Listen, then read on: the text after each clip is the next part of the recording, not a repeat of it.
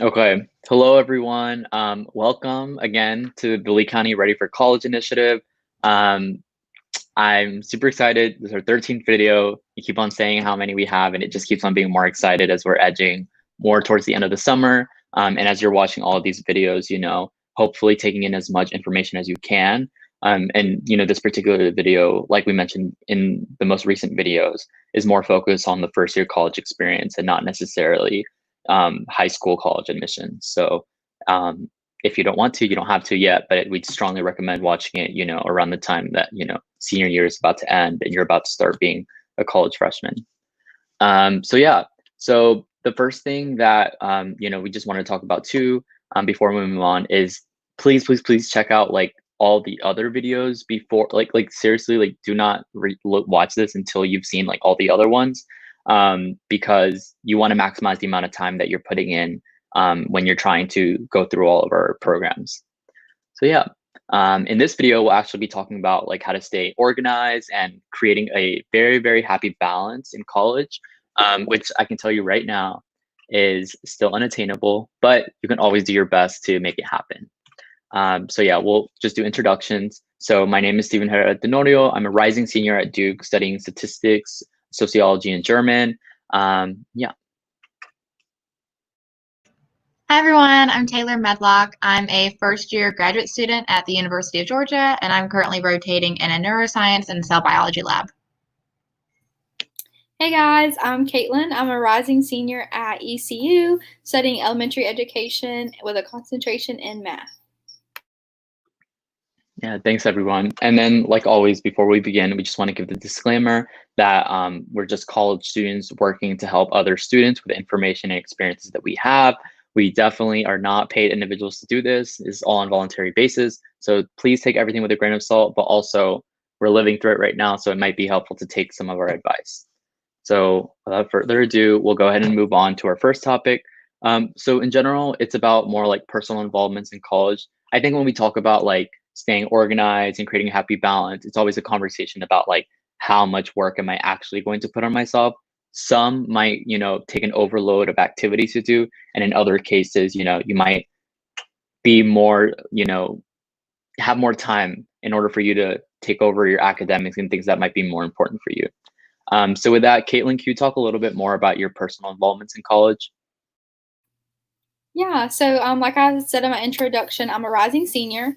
So since freshman year, I've been a part of the Education Living Learning community at ECU. So ECU has different cohorts depending on different majors or area of programs. So for mine, I was in the education one. So all of us are some type of education major, and most of us have a 4-year scholarship, but not everyone. So with our cohort, we all lived on the same floor of our dorm freshman year, which was amazing because you're already knowing. Sometimes like a third of your classes, which is awesome. And if they're not in your classes, they've either taken it the previous semester or they'll take it the next. And so you just kind of have those connections. We've done a lot of community service projects. And with me being a leader, I do hold a leadership position with that cohort. I've gotten to help plan those, which has been amazing. I love doing that. I've also gone on a lot of trips, most of them either free or under $20. The past 3 years, I've gone to New York for $15. That includes a Broadway show, hotel, bus ride, and tour of Ellis Island. So incredible. And you cannot make this stuff up. Like, literally, college has so many opportunities and things you can do for practically nothing. So I've done that. Also, with the cohort, we do team bonding experiences and different outings and like ceremonies together. And so that's the same group of people up through senior year. So most of those people I'm still friends with now, which has been amazing. I also am a member of the Elementary Education Club, which has been another way to just make more connections and get networking out there, especially if I teach in Pitt County. I've also been a tour guide through a scholarship. That was interesting. Definitely a lot of people interactions, which helped me in different ways. And helped me fall in love with ECU even more. And I work a part-time job at Chick-fil-A. So having all of this going on top of like usual academic responsibilities with my classes, has been very overwhelming and hectic at times. But I'll share my tips about how I stay organized later on in the video and maintain just a happy balance in college. Yeah, so You'll definitely hear, from anyone on our team that we do a lot. We're definitely probably more on the end of like stacking up on as much as we could do while we're in college. I definitely think it's, you know, once you're thinking about like what you want to do in life, and then you have like those deeper conversations about what seems important to you, what does your university have that's available, like you start to question things like, okay, should I do this because I want to do this, or should I do this because I know it's going to help me in the future? And it's a constant like figuring out what interests you have and which ones you want to prioritize. And I think with everything that Caitlin mentioned, and what she'll bring up later will be super important. So definitely take into consideration what Caitlin and now Taylor will be talking about in terms of what they've been doing in college. And then we'll try to center back into how they've worked around that to organize it and make it a good balance. So, like Caitlin, I have also been super involved. I just graduated from Barton College, which is a tiny private school, which I think helped me become more involved. But I immediately hit the ground running with my involvement when I got there. I entered as a part of the honors program, which not only required additional classes, but also additional events with my cohort. So they would have parties, they do bonding events. We would make pancakes in the middle of the day, just things like that. I ran for student government my freshman year and won freshman class representative. I also became an orientation leader. I joined a sorority. I started working as a student ambassador, which meant giving tours around campus, working open houses or events for the president, worked in the office, doing various tasks. In my free time, which I didn't have very often, I also enjoyed working with the theater department. So I was in a few plays and musicals, and I was also a nanny. So that was all my freshman year. My mom was a little upset that I got a little too involved, but I like being busy. I pretty much continued all of this involvement throughout my 4 years at Barton. In my senior year, I was the president of student government, the president of my sorority, the assistant coordinator for the orientation team, still a student ambassador, a member of the cheer team, and also a member of the science club. Also, while balancing schoolwork and applying for graduate school. So, like Caitlin mentioned, it can be very overwhelming and hard to manage sometimes, but there are ways to do it, and we're definitely going to talk about that in this video. Yeah, thanks, Taylor. I think, no, I really appreciate that you highlighted what you did freshman year and then what that looks like to your senior year. In particular, when we have conversations about like what we want to be involved in and things like that, for some students, it might think, oh, like I don't want to join anything because I don't want to overwhelm myself, or I don't want to do any of these things. But at the same time, like if you don't start putting your foot in the door, then you don't really know what you could be possibly missing out that other first years are probably doing. So yeah, it is a very difficult thing to try to manage because, it's a new environment. You're not used to it. You're away from home. Like, how are you going to manage all this? But at the same time, it's like, okay, I'm trying to be my own independent self. I want to stand out, and I'm going to figure out a way to how to do it. And I think Taylor, like that, a lot of those things that you mentioned, definitely pivoted you into now being a graduate student, which is very, very difficult to do. I'm going through it myself. Trying to figure out how to manage the application process. But yeah, it is super important that even from the get-go, as a first year, you start being involved and making sure that you're always thinking about what you want to do in the future. So with all that being said, thanks again for what both of you just mentioned. I think now we're going to transition more into organization tips and basically like how are we going to take all this information and then try to process it in a way that works to help you or someone else. So Caitlin, could you go ahead and start off? Yeah. So my biggest secret and how I stay on top of everything while also maintaining a good, healthy social life is staying organized. And I do this by making lists and staying strict to my planner. My planner is so important, and I really don't think, actually, I know I wouldn't be able to get everything done without my planner. I've always been someone who's been organized, but usually someone who's just like, oh, I'll remember. I don't really have to write it down. But in college, I have to write like literally everything down. A lot of my friends just have like an academic planner. So for their college classes, like specific tests, exams, projects, and class assignments are the only things I'll ever put in their planner. But for me, I use it for my job. I use it for my life events, different life responsibilities, like doctor's appointments, dentist appointments, things like that. And of course, like all my academic things, my club involvements, literally everything goes in my planner. I always, my biggest tip for buying a planner, I always get one that has a month view and a week by week. So for me, that helps. The month view I use for like big dates. So like if I know there's a big project due or a test due, um, on like a specific day, I'll put it on that day, and different appointments, just things that have really big important dates, I'll go ahead and put in the month view, and then I use all my little things for my week by week. And sometimes it might not even be an assignment is due on, say, if I have an assignment due on Friday, but I know I have free time on Tuesday, I'll go ahead and put, oh, well, let me just go ahead and let me start working on this assignment on Tuesday. So sometimes it's not even like specific things I'm writing, but just going ahead and planning, oh, well, this is a good time to start working on this. And so I go ahead and write that down. Like I literally write down everything. And like Stephen mentioned earlier, college is so busy. You really don't have time to do everything. Like you really just don't. You're expected to have good grades. You're expected to keep up your GPA. So a lot of people have to work during college, so you have to do that. Make time for friends, build those friendships on top of clubs and other involvement. I mean, you really just don't have time to give 100% of everything. So I've learned that you really just have to prioritize your responsibilities with your wants if you want to have that healthy balance. And so for me, I've learned that I also need to make time for me. And I've really never had to do that in my life until college. But being around like so many people, especially freshman year when you don't even have a room to yourself, I would just find myself getting drained on top of like leadership positions, clubs, schoolwork, everything. Whenever it's just overwhelming, like I really just have to pencil in, okay, like for this hour Sunday night, I'm literally just going to watch a movie by myself. Like I literally just need like me time. So don't be surprised if that happens to you in college. It happens to a lot of us. So yeah, I think that's pretty much it for me for how I stay organized. I really just rely on my planner. Like I seriously could not do it without my planner. And you might think that you just need a planner for your school stuff, but I promise it helps. It's very, very helpful to stay organized and have that balance whenever you're penciling in everything. Like if you're planning to go hang out with your friends this night, go ahead and write it down. That way you're not banking on procrastinating and getting one assignment due that night because you already have something planned. So yeah, I think that's pretty much it. Yeah, thanks, Caitlin. I think so. Just to summarize what you said, the two main things: organize and prioritize. And I think just in general, that is such good advice for life in whatever you end up doing. Because most of the time, as we're starting to test the waters and see like, oh, I'm good at this, I'm also good at this, and I'm interested in doing this. But then I had to remember that I have like normal things to keep up with, like my friends, just other responsibilities, making sure that I'm checking in on like my parents and whatnot.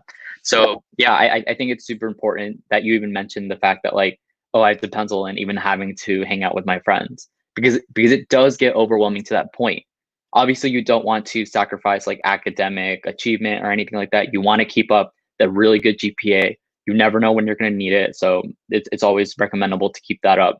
But also, like what you mentioned, Caitlin, you definitely don't want college to eat up your life and let that be everything, because at the end of the day, you're also trying to learn how to be a better person, how to manage your time better in general. So good advice, Caitlin. Taylor, can you talk a little bit more about your organization tips for making sure that everything that you've been doing in college is works for you and could be advisable for other students? Yeah, so honestly, I can't add much more than Caitlin has. She hit it right on the nail. But I will say I was definitely not very organized in high school, and it's something that I had to learn and practice. So it's okay if you're not super organized now, but it's taking the time to learn what works for you that really helps. So like Caitlin said, a planner is great. My planner has been my saving grace. I actually color coordinate mine with my different involvements so I can keep things perfect, and sometimes even with my classes. So my sorority was purple. Anything with cheer was blue. Student government was orange. The science club was green because, let's be real, green is the color for science. And tests and quizzes I always did in red because those were super important, and red meant, oh my goodness, you need to look at this now. And then I always recommend syllabus mapping. So you'll get a syllabus from your professors at the beginning of the semester with important dates for the semester. And sometimes they will change, especially with the pandemic going on. Who knows what's going to happen? And I know in North Carolina, at least, we always had hurricane season and classes were canceled at some point. So some things may get moved around, but it's important to try and map out when you're going to have important tests or projects, and just go ahead and write them down so you have them in the back of your mind. And it's also important to know not everyone's college experience is the same, but it is definitely what you make of it. So like Caitlin said, prioritize, but prioritize what you want to prioritize. So if that's, one of your involvements and you're also prioritizing school, which is important, then do that. I mentioned I was involved in theater my freshman year, but after that I had to give it up because there was so much other stuff that I wanted to try and be involved in that I decided I didn't want to do theater as much as everything else anymore. And it's okay to give things up if it's just not what you're most passionate about at that point. So change your priorities. That's okay. Also, quick tip that helped me in organizing was organizing my email. So I'm one of the people that hates having notifications. Like if I have a text message, I have to open it. That is definitely who I am. That's not everybody. My mom has 1,000 emails that she hasn't opened on her phone. It drives me insane. Steven's kind of making a face. I think he's that kind of person too, maybe. But I organize my email. So I don't know what type of email your school use. We use Gmail at my school, and you can do labels. So when I was applying to graduate school, I applied to only 2 schools, but I labeled them this is all of my UGA emails. So it's a lot easier to find a very important one. If I'd emailed with a professor about missing a test or missing homework or missing class, I would try and keep it organized that way in case you needed proof that you'd had communication with them. But back to prioritizing and everything. To stay organized, I always keep a running to-do list as well. Like Caitlin mentioned, I don't remember anything if I don't write it down. My memory is trash, out the window. So I have to keep a running to-do list. And it has everything from class assignments and tests to sorority events to meetings to doing laundry to going to the grocery store because I'm out of bread, anything. It helps remind me of the simple tasks that need to get done and not just homework, even though that is also very important, especially when my hands are full and my mind's kind of going crazy and a little overwhelmed. It is also okay to make a bad grade, just so you know, keep that in the back of your mind. If you are a type A kind of student like I was, and you're like, I need to study, I need to do all the things, I need to get all A's. Sometimes it's okay to make a bad grade, just don't make it a habit. So just so you know, it's okay. Just try and stay organized, and sometimes that helps.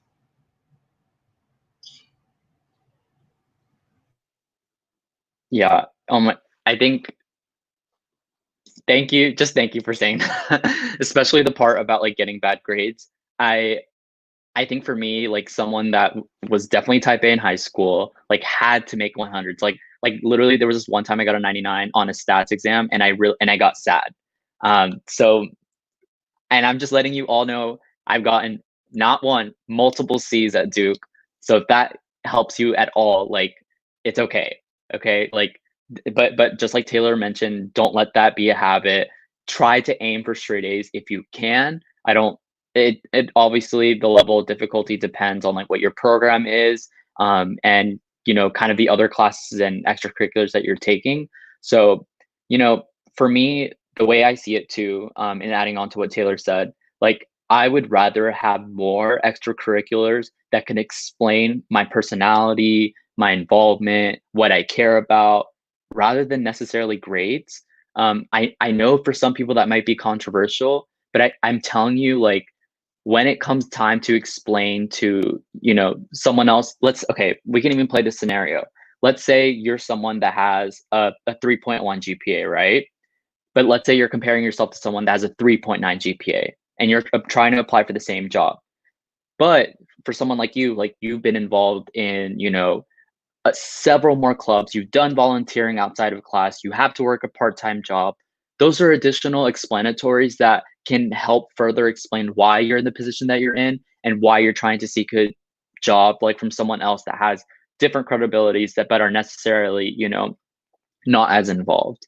And in that sense, you could always speak more about why these things matter more to you than necessarily grades. Just like Taylor said, do not make it a habit though. You do not. And I'm telling you, if you're trying to apply for those jobs that pay a lot of money, almost if not all of them require that you have at least 3.0 GPA, which is around a B average. And that for some might be like overwhelming, like, oh my gosh, like B, like I don't know, like I can barely do that in high school. But if that's a thing that you're already considering, like I'm just gonna let you know right now that you should be maintaining that at least to be average in every class that you're taking. And it's okay to make C's. I've made C's before. Those are counted and weighted as 2.7 in some cases, and it does hit on your GPA. But I'm letting you know right now, it's not the end of the world. I know for me, like the experiences that I've had have been worthwhile, and those were already with the C's that I had. So like, it's definitely not something to fret about, but you still want to be organized and make sure that if you do have a bad grade on maybe the first exam that you take, that you work just as hard to bring it back up than as if you know, just did regularly on the first exam. It really is a constant battle with making sure that you're staying on top of things and that you're not letting your emotions get the best of you. So with moving on to kind of our final section, from hearing from both of you, what can it look like if you don't have a happy balance? So I guess I was easing a little bit towards this, because there will be I'm telling you right now, there will be times in college where you're looking, you know, out the window, you're just like, dang, what if I just dropped out right now? And I'm telling you, those moments are one of the most personal, like disappointing, like worst feelings you ever want to feel, and you will have them. And I think hearing from Caitlin and Taylor, please, it would help a lot if you could explain kind of when you're in that position, how you bounce back from that.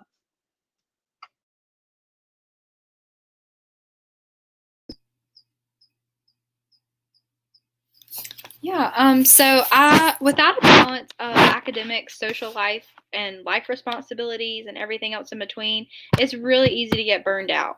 I've seen a lot of people who are solely focused on academics so much that in the long run, they really aren't helping their grades because they're so stressed out that they can't even sit down to study or get their assignments done. Or in a different sense, they're so stressed out and they're not getting to spend time with their friends. And so they look back and they regret that. And I've also, to the opposite of that, seen people who spend so much of college only focusing on their social life that they really aren't happy with their GPA and they're having trouble finding jobs. And in some cases, like failing classes and having, like, they're getting so far behind, spending so much more money and just worried about graduating. And so we're all human. We need time for ourselves. We need time with our friends to socialize. And we need times just to literally just chill. So like I said earlier, like that me time is really, really important in college. Like you really need to make time to literally just chill for a little bit. College academics are no joke, and you really don't have time for everything. Like me and Steven have both said, like you really don't have time for everything, but you have to make it work. You have to stay organized, and you have to prioritize your responsibilities. Yes, we need time with our friends. So if you're overloaded with assignments, make sure the bulk of your time is still going to those assignments, but then make breaks in between. Take a break from a big study session. Go hang out with your friends. Grab a cup of coffee. Hang out, or maybe stay up a little bit later some nights. Don't lose so much sleep, but I mean sometimes to sacrifice an hour of sleep, but to actually get out and socialize will really make a difference in how you feel the next day. Our bodies get drained so much in college. I know for me personally, my sophomore year is the year that I did the touring, and I applied for the scholarship and got it. And I was like, oh, 2 tours a week. That's not bad. You know, that's just a couple of hours. Well, in reality, it was taking up so much more time than I thought because we had to get there early and then we had to wait for the families to leave. So really it was taking about like 5 to 6 hours every week, which is a good chunk of time that you already don't have much time. And so losing that little bit of time is just it's not easy at all. And so I found myself so stressed out, and I was having to like turn down my friends anytime they wanted to go out to eat or just hang out. And I found myself literally just not being happy. Like I don't know, I just found myself not being me, and I wasn't happy with anything. I wasn't really enjoying college that semester. And so junior year, I realized I could not renew that scholarship. And for me, it was really hard because I'm all about like getting that money for college. But for me, I knew that even if it came between taking out a loan or taking that scholarship, I would have to take out a loan because mentally and like physically, I could not be that drained for another year, let alone another semester. So sometimes, like Taylor said, you have to make your priorities and delegate and turn down things sometimes. So yeah, that's pretty much all I have. But like I said, I do know a lot of people in college who look back and they're like, wow, like I really didn't have a balance in college. And so I think that's really important. And what we're saying in this video is real experiences. So take it with a grain of salt, but also realize that we're in this college experience and we've seen it and we know people, we know how it's been for ourselves. And we really just want to give you guys great advice. Yeah, I think that was really, really good, Caitlin, that you brought up all those points. And I think just trying to recenter it so that way we're trying to address like the current situation right now, even with coronavirus, like that situation is going to look so different in terms of how we organize ourselves, how we even try to find a balance with like communicating with friends and things like that. Because, you know, it's going to be stressed a lot on some of our campuses that the policy of whichever campus you're on is going to be very strict in terms of who you can socialize with, who you can hang out with, and you can do these things with. So just for anyone who's watching out there, like if you're looking at this video, like be cognizant of like additional potential barriers that you might have when trying to find that balance. But just know that like you're not alone and that you'll always have someone to communicate these frustrations with. But yeah, in general, you're going to have friends that are going to help you through these things. And it's definitely not a process that you'll be going through alone. So just wanted to emphasize that real quick before we move on to Taylor. But yeah. Okay, so an unhappy balance can look like a hot mess. And to kind of like explain this more, I'm going to paint you a picture of my spring semester of my junior year. Now, I don't know if you've heard this, but sometimes people would say like spring or junior year of high school is the worst year of college. I always heard that in high school. Okay, it is also the same for college, just so you know. Like heads up, junior year sucks. Oh, it did for me. So if it didn't for anybody else, it sucked for me. Spring semester my junior year was the most involved I'd ever been in college. I had just been elected as president of my sorority. I had just gotten the job for assistant coordinator of the orientation team. I had a leadership role as a student ambassador. I was on the cheer team and it was basketball season. I was a peer leader for first year students, which meant like having to be a role model and mentor for them and answer any and all questions they had. And they have a lot of questions. Literally anything you can think of, I was probably doing it. And it was a lot. But I was also taking 18 credit hours. And it was mostly science classes. So it was genetics, it was cell biology. I was doing an independent research project and also organic chemistry part 2. I don't recommend taking all those classes together. I don't recommend being super involved in taking 18 credit hours because it will burn you out. I was so stressed. I didn't know the different days of the week. I was just struggle busing it. I was driving the struggle bus, actually. If we're being completely honest, I was driving it. And I was doing pretty good in my classes. I had A's in genetics and cell biology and my independent research. And I think I had like a math class or something. Oh, I had a history class, that's what it was. And I had all A's in these classes, except for organic chemistry part 2, which as a science major, you kind of need to graduate. And if you want to go to graduate school, you kind of also need it to get in. So I was struggling. And about midway through the semester, I just given up because I was like, this is hard. I don't understand what's going on. I was just confused. I never went to my professor and asked for help. I didn't study with friends. I was like, I'm just going to figure this out on myself. I can do this all by myself. Wrong. You can't do it by yourself. Sometimes you need help. I failed that class. Failed it hard. I like a 50. And that, like, I literally sobbed when that happened. It sucks sometimes. And I went to my advisor and I was like, what do I need to do? Like, do I need to take this at a college over the summer and transfer it in? Do I retake the class? Like, how does this work? Can I graduate? What do I do? And thankfully, since I had all A's in all the other classes, like it didn't bring down my GPA a ton. And I was able to retake the class the next spring. So this past spring, I just retook it. And the way Barton's GPA and replacing grades works is if I finish the class with a higher grade, it completely removes the F from my transcript. And so I got a B the second time I took organic chemistry. But I say all that to say this. Don't stress yourself out too much. Make sure you do other things besides academics, but don't do too many other things where you put your academics on the back burner because it's not worth it. I hated having to retake the class. It's embarrassing, honestly, because I went to a small school that literally had 1,000 students. And so everyone knows that I'm retaking organic chemistry part 2 and now the entire world. So thank you for watching. Also, sorry, Mom, if you're watching this. But it's okay to go out and party too, because sometimes that can be a nice stress reliever. It's college. If that's what you want to do in your free time, go to a party. You don't have to go to a frat house. There'll be house parties, sports teams will throw parties, hang out with your friends, but also be careful. A lot of things can happen at parties. Make sure you're with good people.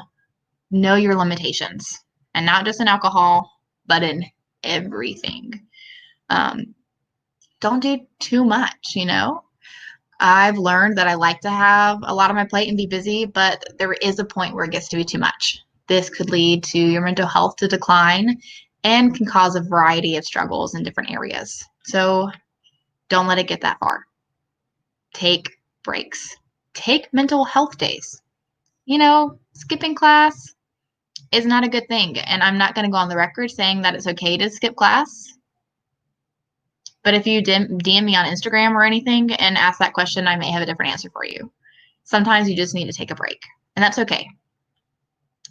So take mental health days, enjoy yourself. Like I said, partying is okay. If you don't want to party, just hang out with your friends. Play board games. That is so much fun. Learn that it is okay to say no. I say yes way too often if people need help with things. Learn that it's okay to say no. If you say no too often, learn that it's okay to say yes. Try new things. But don't expect too much of yourself. Be the best version of yourself that you can be. Okay? Sometimes it's hard to get a good sleep at night. That's okay. Maybe you're too stressed to sleep. It's okay to take naps during the day. Do you know how many naps I took my freshman year? A lot. If you have a 10-minute break between class, take a nap. Power naps, literally, I had never tried them before. 10-minute naps are honestly the best naps. You feel so rejuvenated and revived. I think that's the word I'm looking for. But 10-minute naps instead of a cup of coffee, because sometimes you can get addicted to caffeine and that's not good either. But make sure you just get everything done that needs to be done. If that means you're involved in something and you have a lot of work to do, delegate. Talk to other people in your organization. Say, hey, I am struggling. Please help me with this. Okay? At the end of the day, what is the most important is that you are okay and that you are happy with yourself. You can do this. College is hard. It is so hard. But I believe in you. And everyone on this initiative believes in you. So you can do it. Just learn your limits. Have fun. Take breaks. Organize. Prioritize. All of the I's. We believe in you. That's all I have. Thank you, Taylor. Yeah, I think you covered so much. I think everything is separately from your personal story with failing in class. It's such a real thing that happens to a lot of students, and it's a very unheard of thing, publicly telling other students that you failed a class, and just so everyone knows that Taylor's extremely successful. The fact that she's in a PhD program should say a lot to you. I don't fail a class because you should fail a class and then expect that you get it all the way. But Taylor had already, the courses before she had, and then the ones in her senior year, she had prepared so well that she could afford a hit in that sense. So definitely like she even mentioned earlier, don't let that be a habit either. But if it happens, know that it's not the end of the world. And I just wanted to finish up with just mentioning that, in case it does become too much to maintain that happy balance in college, please go to counseling and psychological services if it ever gets to that point. I am telling you, it is not worth it to harm yourself in any way or to stay quiet about things that are choking you up, because it will potentially get to that point, and you need to talk to a professional. It should be normalized that should be okay. Even in some cases, regularly visiting a psychologist, and just having those conversations constantly with your friends and letting them know how you're feeling. So with all that being said, thank you so much, everyone. Please definitely tune into our video tomorrow at 7, talking more about organizations, clubs, and leadership. And yeah, we'll see you then. So thank you so much, everyone, for watching.